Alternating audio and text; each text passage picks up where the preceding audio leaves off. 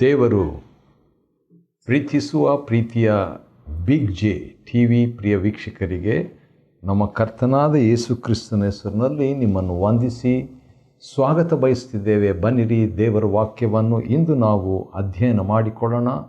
ಇಂದಿನ ನಮ್ಮ ಅಧ್ಯಯನ ಶ್ರೀ ಮತ್ತಾಯನು ಬರೆದ ಸುವಾರ್ತೆ, the gospel according to Matthew chapter 13ನೇ ಅಧ್ಯಾಯ ಮತ್ತು ಅದರ 2ನೇ ಭಾಗ ಅಧ್ಯಯನ ಮಾಡಿಕೊಳ್ತಿದ್ವಿ. ಮತ್ತಾಯನು ಬರೆದ ಸುವಾರ್ತೆ 13ನೇ ಅಧ್ಯಾಯ 24ರಿಂದ 58 ವಚನಗಳವರೆಗೆ ಇರುವಂಥ ವಾಕ್ಯ ಭಾಗ. Mathews gospel chapter 13 versus 24 to 58.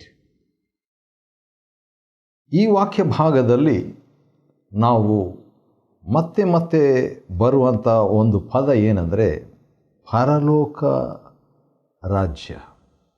24ನೇ ವಚನ ಪರಲೋಕ ರಾಜ್ಯ, 31ನೇ ವಚನ ಪರಲೋಕ ರಾಜ್ಯ, 33ನೇ ವಚನ ಪರಲೋಕ ರಾಜ್ಯ, 44ನೇ ವಚನ ಪರಲೋಕ ರಾಜ್ಯ, 45, 47, 52 ಈ ವಚನಗಳಲ್ಲಿ ಪರಲೋಕ ರಾಜ್ಯ ಅಂತ ಹೇಳ್ಬಿಟ್ಟು ಬಂದಿದೆ. ಆದ ಕಾರಣ ಇಂದಿನ ನಮ್ಮ ಅಧ್ಯಯನದ ಶಿರೋನಾಮೆ, the title of our study ಏನಂತ ಹೇಳಿದ್ರೆ 18 ಸೀಕ್ರೆಟ್ಸ್ ಆಫ್ ಹೆವೆನ್ಲಿ ಲೈಫ್. ಸ್ವರ್ಗ ಜೀವನದ ಅಥವಾ ಸ್ವರ್ಗೀಯ ಜೀವನದ ಅಥವಾ ಪರಲೋಕ ಜೀವನದ 18 ರಹಸ್ಯಗಳು. ಭೂಲೋಕದ ಜೀವನದ ಕೆಲವು ರಹಸ್ಯಗಳು, ಕೆಲವು ಸಿದ್ಧಾಂತಗಳಿದೆ.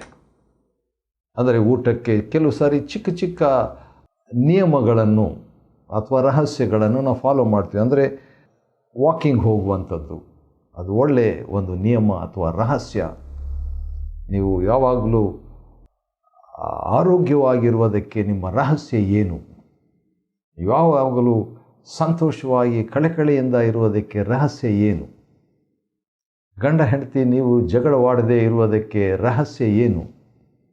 ನೀವು ಆಯುಷ್ಕಾಲ, ಒಳ್ಳೆಯ ಆರೋಗ್ಯ ಅಥವಾ ದೀರ್ಘಕಾಲವಾಗಿ, ಇತ್ತೀಚೆಗೆ ಒಬ್ಬರು 100 ವಯಸ್ಸು ದಾಟಿದ್ರೆ ಅಂಥವರಿಗೆ ಕೇಳಿದಾಗ ಅವರು ಅದಕ್ಕೆ ಏನು ರಹಸ್ಯ ಅಂತ ಸಿಂಪಲ್ ರಹಸ್ಯ, ಸರಳವಾದಂಥ ಒಂದು ಸಿದ್ಧಾಂತ ಅಥವಾ ನಿಯಮವನ್ನು ಹೇಳಿದರು. ಅದೇ ರೀತಿಯಾಗಿ ಪರಲೋಕ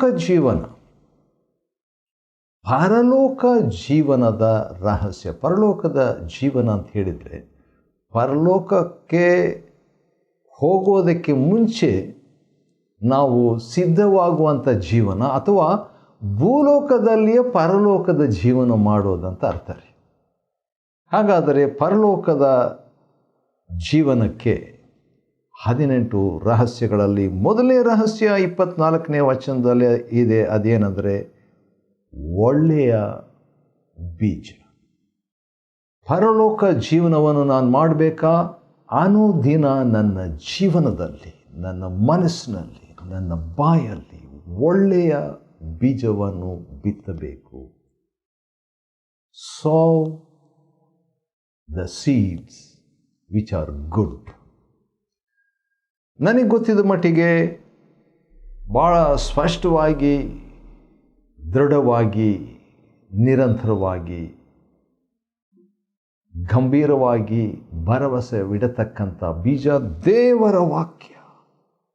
ದೇವರ ವಾಕ್ಯವೆಂಬ ಒಳ್ಳೆಯ ಬೀಜವನ್ನು ಬಿತ್ತುತ್ತಾ ಇದ್ದರೆ, ಪರಲೋಕಕ್ಕೆ ಸಂಬಂಧಿಸಿದ ಪರಲೋಕದ ವಾಕ್ಯವನ್ನು ಬಿತ್ತುತ್ತಾ ಇದ್ದರೆ ನನ್ನ ಜೀವನದಲ್ಲಿ ಪರಲೋಕದ ಜೀವನವನ್ನು ನನ್ನ ಜೀವನದಲ್ಲಿ ನಾನು ಜೀವಿಸಲು ಸಾಧ್ಯ. ಭೂಲೋಕದಲ್ಲಿಯ ಪರಲೋಕಕ್ಕೆ ಹೋಗೋ ಮುಂಚೆ ಸಿದ್ಧತೆಯ ಪರಲೋಕ ನಾನು ಜೀವಿಸುವುದಕ್ಕೆ ಸಾಧ್ಯ. ಆದ ಕಾರಣ ದೇವರ ವಾಕ್ಯವನ್ನು ಅಧ್ಯಯನ ಮಾಡಬೇಕು. ಪ್ರತಿದಿನ ಆದಷ್ಟು ಮಟ್ಟಿಗೆ ಅಧ್ಯಯನ ಮಾಡಬೇಕು, ಧ್ಯಾನಿಸಬೇಕು, ಓದಬೇಕು. ಯಾಕಂದರೆ ಪರಲೋಕ ಜೀವನದ ರಹಸ್ಯ ಒಳ್ಳೆಯ ಬೀಜ. 2ನೇದಾಗಿ ಇನ್ನೊಂದು ರಹಸ್ಯ ಇದೆ. 25ನೇ ವಚನದಲ್ಲಿ ವೈರಿಯ ಕಾರ್ಯದ ವಿವೇಚನೆ. ವೈರಿಯ ವಿವೇಚನೆ, ಡಿಸರ್ನಿಂಗ್ ದ ಎನಿಮಿ. ಯಾಕಂತ ಹೇಳಿದರೆ ಒಳ್ಳೆ ಬೀಜವನ್ನು ನಾನು ಅನುದಿನದ ಜೀವನದಲ್ಲಿ ಬಿತ್ತುವಾಗ ವೈರಿ ಕೆಟ್ಟ ಬೀಜವನ್ನು, ವಿಷದ ಬೀಜವನ್ನು ಅಥವಾ ಆ ಕಳೆಯನ್ನು, ಹಣಜೆಯ ಬೀಜವನ್ನು ಬಿತ್ತುವವನಾಗಿದ್ದಾನೆ.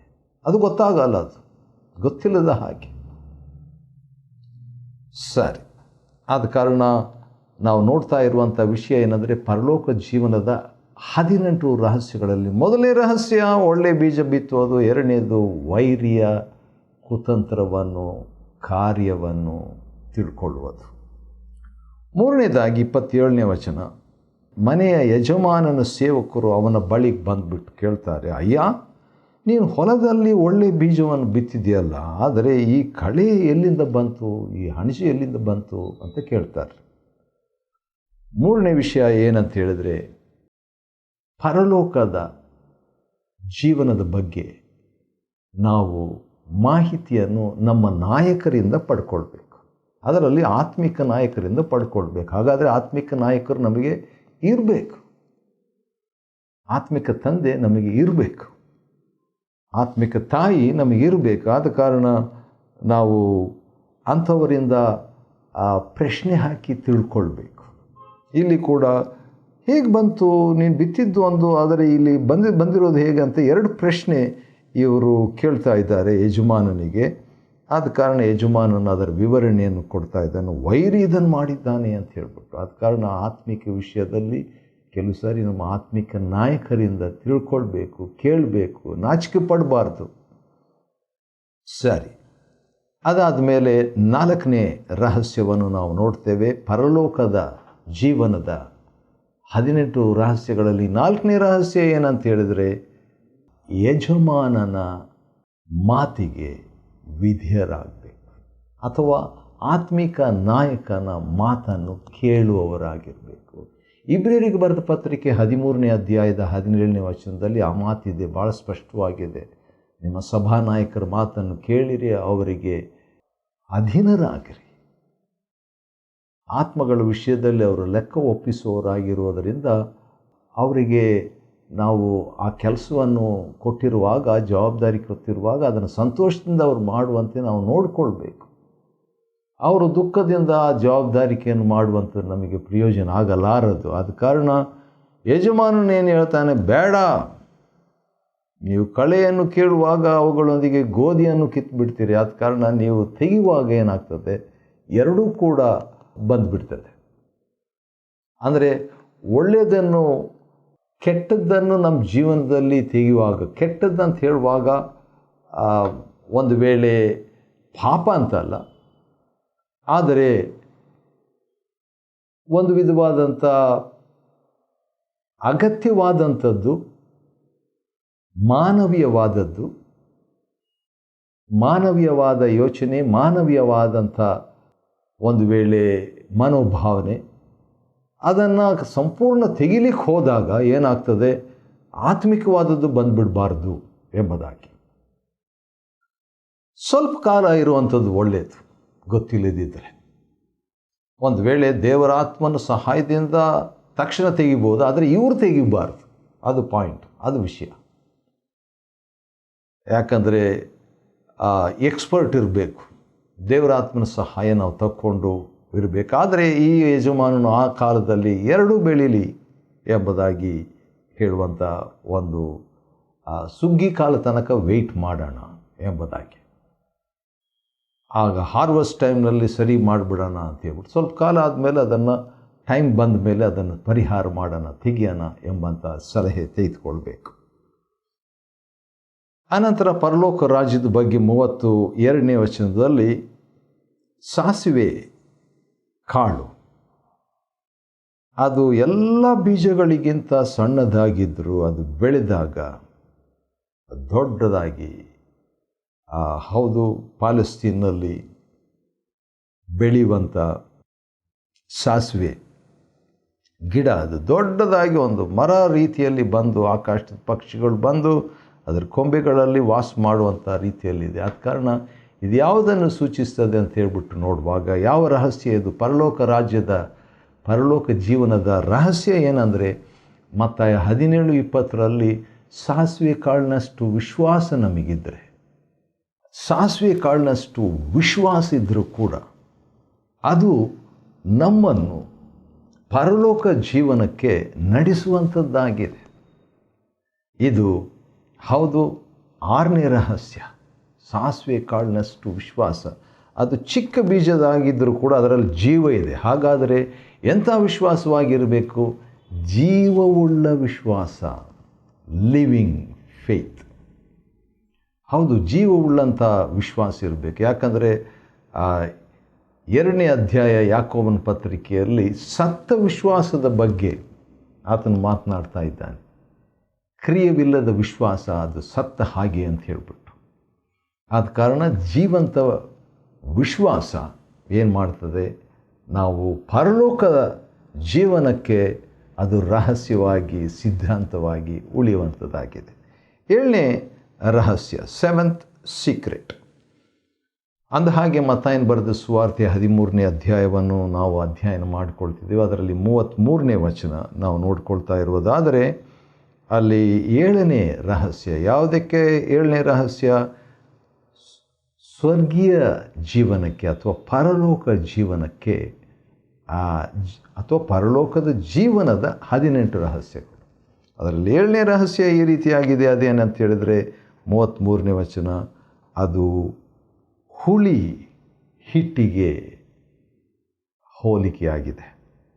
ಹಾಗಾದರೆ ಒಬ್ಬ ಸ್ತ್ರೀ ಅದನ್ನು ತೆಗೆದುಕೊಂಡು ಹೆಚ್ಚು ಹಿಟ್ಟಿನಲ್ಲಿ ಕಲಸಿಡಲು ಆ ಹಿಟ್ಟೆಲ್ಲ ಹುಳಿ ಆಯಿತು. ಹಾಗಾದರೆ ಈ ಹುಳಿ ಯಾವ ರೀತಿಯಾಗಿ ಪ್ರಭಾವಿಸ್ತದೋ, ಇನ್ಫ್ಲೂಯೆನ್ಸ್ ಮಾಡ್ತದೋ, ಆ ಹಿಟ್ಟನ್ನೆಲ್ಲ ಅದು ಹುಳಿ ಮಾಡುವಂಥ ರೀತಿಯಲ್ಲಿ ಪ್ರಭಾವಿಸುವಂಥ, ಹೌದು, ಯಾರು ನೀವು ಲೋಕಕ್ಕೆ ಬೆಳಕಾಗಿದ್ದೀರಿ, ಭೂಮಿಗೆ ಉಪ್ಪಾಗಿದ್ದೀರಿ, ಅದೇ ರೀತಿಯಾಗಿ ಹಿಟ್ಟಿಗೆ ಹುಳಿಯಾಗಿ ಪ್ರಭಾವಿಸುವಂಥದ್ದು. ಅದು 8ನೇ ಒಂದು ರಹಸ್ಯವಾಗಿದೆ ಪರಲೋಕ ಜೀವನಕ್ಕೆ. 7ನೇ ರಹಸ್ಯ. 8ನೇ ರಹಸ್ಯ ಏನಂತ ಹೇಳಿದರೆ ಪ್ರಕಟಣೆ. 35ನೇ ವಚನದಲ್ಲಿ ಲೋಕ ಪ್ರಾರಂಭದಿಂದ ಮರೆಯಾದವುಗಳನ್ನು ದೇವರು ಪ್ರಕಟಿಸ್ತಾನೆ. ಪ್ರಕಟಣೆ ಪರಲೋಕ ಜೀವನದ ರಹಸ್ಯ. 9ನೇದಾಗಿ ಶಿಷ್ಯರು 36ನೇ ವಚನದಲ್ಲಿ ಕರ್ತನ ಹತ್ರ ಬಂದುಬಿಟ್ಟು ನಮಗೆ ವಿವರಿಸು, ಹೊಲದಲ್ಲಿ ಇರುವ ಕಡೆಯ ಅಸಾಮ್ಯವನ್ನು ವಿವರಿಸು ಅಂತ ಹೇಳ್ತಾರೆ. ಅಂದರೆ ನಮಗೆ ಅರ್ಥವಾಗದಂಥದ್ದನ್ನು ಕರ್ತನಾದ ಯೇಸುವಿನ ಕಡೆಗೆ ಹೋಗಿ ಕೇಳಬೇಕು. ಆವಾಗ ಪರಲೋಕದ ಜೀವನದ ಪ್ರಕಟಣೆ ನಮಗೆ ಲಭ್ಯವಾಗ್ತದೆ, ಅರ್ಥವಾಗ್ತದೆ ಎಂಬುದಾಗಿ. 10ನೇ ರಹಸ್ಯ ಏನಂದರೆ ಬಿತ್ತುವವನು ಮನುಷ್ಯ ಪುತ್ರನು. 37ನೇ ವಚನ. ಅಂದರೆ ಮನುಷ್ಯ ಪುತ್ರನಂದರೆ ಯೇಸು ಕರ್ತನ ಬಳಿಗೆ ಆತನನ್ನು ನಮ್ಮ ಜೀವನದಲ್ಲಿ ಬಿತ್ತುವುದಕ್ಕೆ ಅನುಮತಿಸಬೇಕು. We must allow the son of man to serve in our lives. ಅವಾಗೇನಾಗ್ತದೆ? ಪರಲೋಕದ ಜೀವನ ನಾವು ಮಾಡ್ತೇವೆ. 11ನೇ ರಹಸ್ಯ 41ನೇ ವಚನದಲ್ಲಿ ಪಾಪಕ್ಕೆ ಆತಂಕವಾದ ಎಲ್ಲವನ್ನು ನಾವು ತೆಗೆದು ಹಾಕಬೇಕು. ಪಾಪಕ್ಕೆ ಅಡ್ಡಿ ಆತಂಕಗಳು, ಇದನ್ನು ನೆನಪು ಮಾಡಿಕೊಳ್ಳುವಾಗ ನಾನು ಇಬ್ರಿಯರಿಗೆ ಬರೆದ ಪತ್ರಿಕೆ 12:2 ಎಲ್ಲವನ್ನು, ಓಟಕ್ಕೆ ಅಡ್ಡವಾಗಿರುವಂಥದ್ದೆಲ್ಲವನ್ನು ತೆಗೆದಿಟ್ಟು ಯೇಸುವನ್ನೇ ಮನುಷ್ಯಕುಮಾರನನ್ನೇ ದೃಷ್ಟಿಸಬೇಕು. ಆಗ ಪರಲೋಕದ ಜೀವನದ ರಹಸ್ಯ ಅದಾಗಿರ್ತದೆ. ಅನಂತರ 43ನೇ ವಚನದಲ್ಲಿ ಭಾಳ ಒಂದು ದೊಡ್ಡ ಮಾತಿದೆ. ಇದು ಭಾಳ ದೊಡ್ಡ ಮಾತಿದು. ಭಾಳ ದೊಡ್ಡ ಮಾತಂತ ಯಾಕೆ ಹೇಳ್ತೀನಿ ಅಂತ ಹೇಳಿದ್ರೆ, ಮತ್ತಾಯನ ಬರೆದ ಸುವಾರ್ತೆ 13:43 ನೋಡುವಾಗ ನೀತಿವಂತರು ತಂದೆಯ ರಾಜ್ಯದಲ್ಲಿ ಸೂರ್ಯನಂತೆ ಪ್ರಕಾಶಿಸುವರು. ಇಂಥ ವಾಕ್ಯವನ್ನು ತೆಗೆದುಕೊಂಡಾಗ, ಓದಿದಾಗ ನಾವೇನು ಹೇಳಬೇಕು? ಯೇಸು ಸ್ವಾಮಿ ಪವಿತ್ರಾತ್ಮನ ಶಕ್ತಿಯಿಂದ ನಾನು ಸೂರ್ಯನಂತೆ ಪ್ರಕಾಶಿಸುವಂತೆ ಸಹಾಯ ಮಾಡಂತ ಹೇಳುವಾಗ, ನಾನು ಪರಲೋಕದ ಜೀವನವನ್ನು ಭೂಲೋಕದಲ್ಲಿ ಮಾಡುವವನಾಗಿರ್ತೇನೆ. ಇದು ಪರಲೋಕದ ಜೀವನದ 12ನೇ ರಹಸ್ಯ. 13ನೇ ರಹಸ್ಯ ಭಾಳ ದೊಡ್ಡ ಒಂದು ಶಿಷ್ಯತ್ವದ ರಹಸ್ಯವಾಗಿದೆ. 2 ಸಾರಿ ಒಂದು ಮಾತು ಬರ್ತದೆ. ಮತ್ತಾಯ 13:44, ಮತ್ತಾಯ 13:45 2 ವಚನಗಳಲ್ಲಿ ಒಬ್ಬ ವ್ಯಕ್ತಿ ಹೌದು ಒಂದು ನಿಕ್ಷೇಪವನ್ನು ಅಥವಾ ಒಳ್ಳೆ ಒಂದು ಬೆಲೆಯುಳ್ಳಂಥ ಮುತ್ತನ್ನು ಕಂಡುಕೊಂಡು ತನಗಿರುವುದನ್ನೆಲ್ಲ ಮಾರಿಬಿಡ್ತಾನೆ. ತನಗಿರುವುದನ್ನೆಲ್ಲ ಮಾರುವುದು ಹೌದು, ಅದು ಪರಲೋಕ ರಾಜ್ಯದ ಜೀವನದ ರಹಸ್ಯ. ಮತ್ತು 48-49 ವಚನದಲ್ಲಿ ಪ್ರತ್ಯೇಕತೆಯ ಬಗ್ಗೆ ನಾವು ನೋಡ್ತೀವಿ. ಪರಲೋಕ ಜೀವನಕ್ಕೆ ಸಿದ್ಧತೆ ರಹಸ್ಯ ಏನಂದರೆ ಪ್ರತ್ಯೇಕತೆ. ಒಳ್ಳೆಯದು ಒಳ್ಳೆ ಮೀನು, ಕೆಟ್ಟ ಮೀನು, ನೀತಿವಂತರು ಕೆಡುಕರು ಎಂಬುದಾಗಿ. 15ನೇ ರಹಸ್ಯ 51ನೇ ವಚನದಲ್ಲಿ ಇದೆ. ನೀವು ಇವುಗಳನ್ನೆಲ್ಲ ಗ್ರಹಿಸಿದ್ದೀರಾ? ಗ್ರಹಿಸುವಿಕೆ ಪರಲೋಕ ಜೀವನದ 15ನೇ ರಹಸ್ಯ.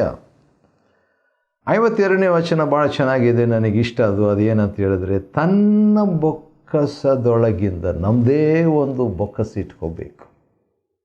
ಧರ್ಮಶಾಸ್ತ್ರಿ ರಾಜ್ಯದ ಶಿಷ್ಯನಾಗಿರುವ, ಪರಲೋಕ ರಾಜ್ಯದ ಸ್ಟೂಡೆಂಟ್ ಆಗಿರುವ, ಶಿಷ್ಯನಾಗಿರುವ ಪ್ರತಿಯೊಬ್ಬರು ಏನು ಮಾಡಬೇಕು? ತನ್ನದೇ ಆದಂಥ ಬೊಕ್ಕಸ ತನ್ನ ಜೀವನದಲ್ಲಿ ನಿಕ್ಷೇಪದ ಬೊಕ್ಕಸ, ಅದು ಆ ಪ್ರಕಟಣೆಯ ಬೊಕ್ಕಸ, ದೇವರ ರಾಜ್ಯದ ಜ್ಞಾನ ಎಂಬ ಬೊಕ್ಕಸ, ಹೊಸ ಮತ್ತು ಹಳೆಯ ವಸ್ತುಗಳು, ಇಂಥದ್ದೆಲ್ಲ ಹಳೆ ಮತ್ತು ಹೊಸ ಒಡಂಬಡಿಕೆಯಿಂದ ಕಲಿತಂಥ ಪಾಠಗಳನ್ನು ಇಟ್ಕೊಳ್ಬೇಕು. ಅದು 16ನೇ ರಹಸ್ಯ ಪರಲೋಕ ಜೀವನಕ್ಕೆ ಭೂಲೋಕದಲ್ಲಿ. ಮತ್ತು 17ನೇ ರಹಸ್ಯವು 53ನೇ ವಚನದಲ್ಲಿದೆ. ಅದೇನಂತ ಹೇಳಿದ್ರೆ, ಜ್ಞಾನ ಮಹತ್ ಕಾರ್ಯ. ಯೇಸು ಕ್ರಿಸ್ತನಲ್ಲಿ ಜ್ಞಾನ ಮಹತ್ ಕಾರ್ಯ ಇತ್ತಲ್ವಾ? ಅದು ಜನರು ಅದನ್ನು ನೋಡಿಬಿಟ್ಟು ಆಶ್ಚರ್ಯಪಟ್ಟರು. ಅದೇ ರೀತಿಯಾಗಿ ನಾವು ಕೂಡ ಪರಲೋಕದ ಜೀವನವನ್ನು ಯೇಸು ಸ್ವಾಮಿಯಂತೆ ಜೀವಿಸಬೇಕಾದ್ರೆ ಜ್ಞಾನ ಮಹತ್ ಕಾರ್ಯ ಪವಿತ್ರಾತ್ಮನಿಂದ ಹೊಂದಿಕೊಳ್ಳತಕ್ಕದ್ದು. ಈಗಾಗಲೇ ಯೇಸುವೆ ನಮ್ಮ ಜ್ಞಾನ. ಕೊನೆಯದಾಗಿ ನಾವು ನೋಡುವಾಗ 58ನೇ ವಚನದಲ್ಲಿ ಅವರ ಅಪನಂಬಿಕೆಯಿಂದ ಅಲ್ಲಿ ಯೇಸು ಹೆಚ್ಚು ಅದ್ಭುತಗಳು ಮಾಡಲಿಲ್ಲ. ಆದ ಕಾರಣ ಅಪನಂಬಿಕೆಯನ್ನು ತೆಗೆದುಹಾಕಿ ನಂಬಿಕೆಯನ್ನು ತಂದಾಗ ಹೆಚ್ಚು ಮಹತ್ ಕಾರ್ಯಗಳನ್ನು ಕರ್ತನು ನಮ್ಮ ಜೀವನದಲ್ಲಿ ಮಾಡುವಾತನಾಗಿದ್ದಾನೆ. ಮತ್ತಾಯನ ಬರೆದ ಸುವಾರ್ತೆ 13:58. ಮತ್ತಾಯನ ಬರೆದ ಸುವಾರ್ತೆ 13ನೇ ಅಧ್ಯಾಯ ನಾವು 2 ಭಾಗವನ್ನಾಗಿ ವಿಭಾಗಿಸಿ 58 ವಚನದವರೆಗೆ ಅಧ್ಯಯನ ಮಾಡಿಕೊಳ್ಳುವಂತೆ ದೇವರು ಕೊಟ್ಟ ಕೃಪೆಗಾಗಿ ಆತನಿಗೆ ಸ್ತೋತ್ರವಾಗಲಿ. ದೇವರು ನಿಮ್ಮನ್ನು ಆಶೀರ್ವದಿಸಲಿ.